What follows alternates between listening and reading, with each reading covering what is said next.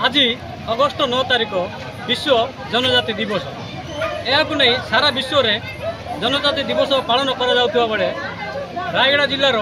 मुनिगुड़ार Muniguda block आदिवासी समाज बा जनजाति समाज यह बहु आडंबर सह पालन कर कौन रही आज पालन मुख्य उद्देश्य आसतु पचारि बुझा। मुनिगुड़ा ब्लॉक आदिवासी समाजर सभापति तथा बीजेपी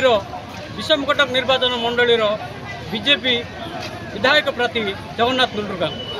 आज कार्यक्रम हूँ विश्व जनजाति दिवस आ समग्र विश्व में महाआडंबर पालन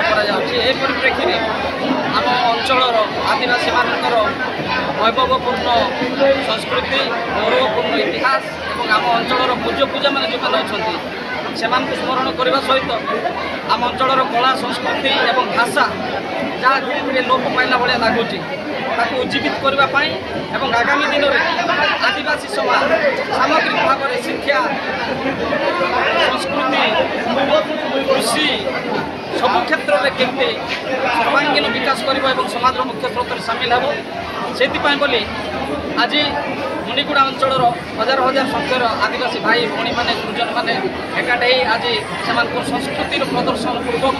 निज निज भितर समस्ते मिलमिशी हस खुशी कर